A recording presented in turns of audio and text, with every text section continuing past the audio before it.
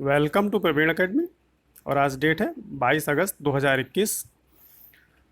तो आइए देखते हैं 21 और 22 अगस्त से संबंधित करंट अफेयर्स। तो आइए शुरू करते हैं। पहला क्वेश्चन है, न्यू डेवलपमेंट बैंक के संबंध में कौन से कथन सत्य हैं? पहला, इसकी स्थापना 2014 में फोर्टालेजा शिखर सम्मेलन में हुई थी।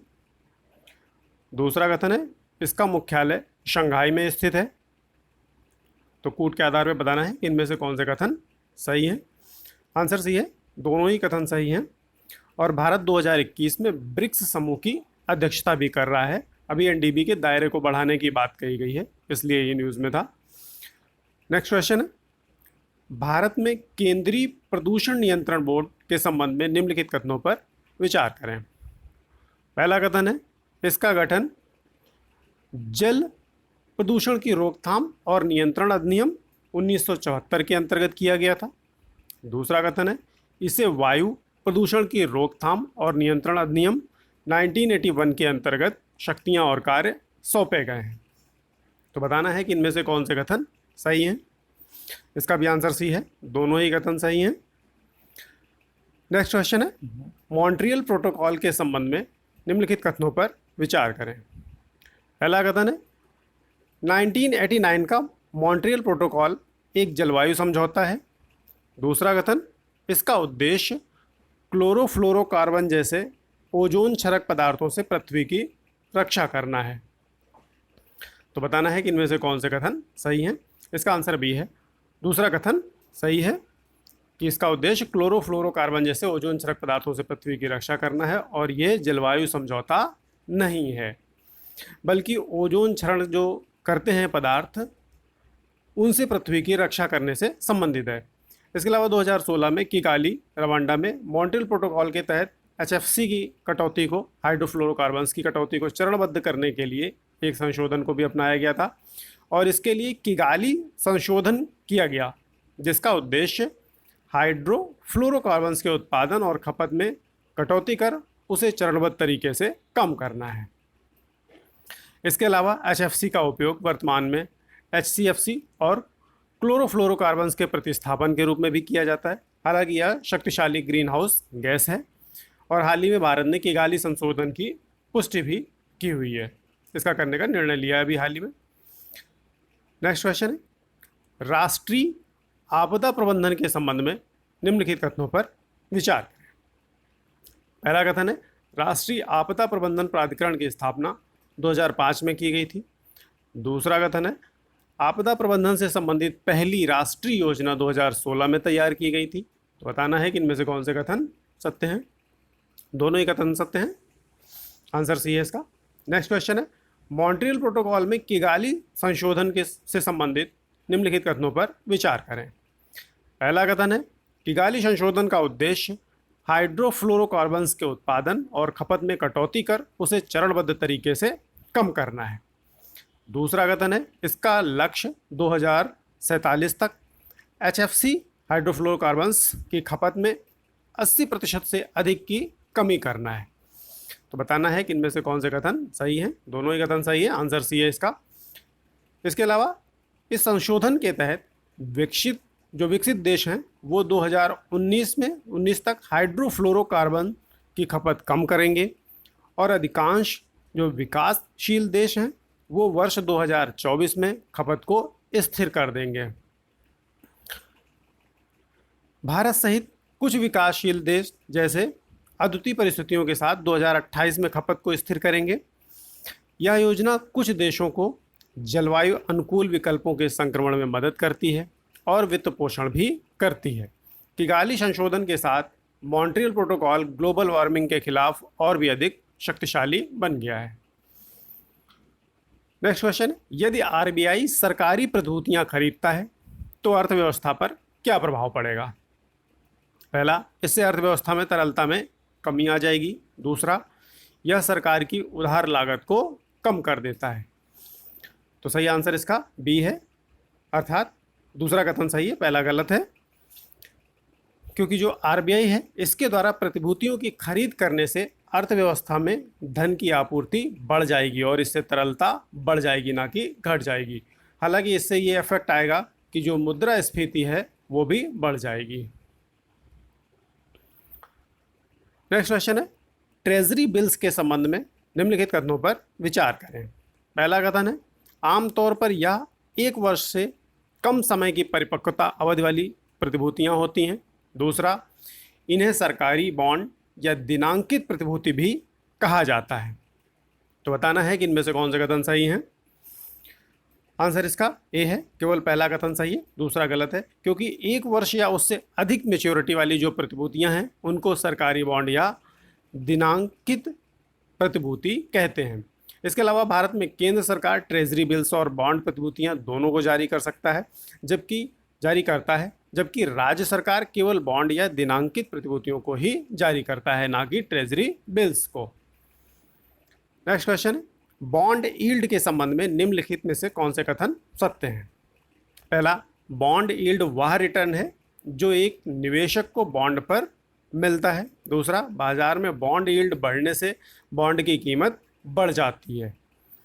तो बताना है कि इनमें कौन से कथन सही है। पहला कथन सही है, दूसरा कथन रॉन्ग है, क्योंकि बाजार में बॉन्ड यील्ड बढ़ने से बॉन्ड की कीमत गिर जाती है, ना कि बढ़ जाती है, नीचे आ जाती है। इसके अलावा बॉन्ड यील्ड में गिरावट से निवेशक को लाभ होगा, क्योंकि बॉन्ड की कीमत बढ़ जाएगी, जिससे पूंजीगत लाभ होगा।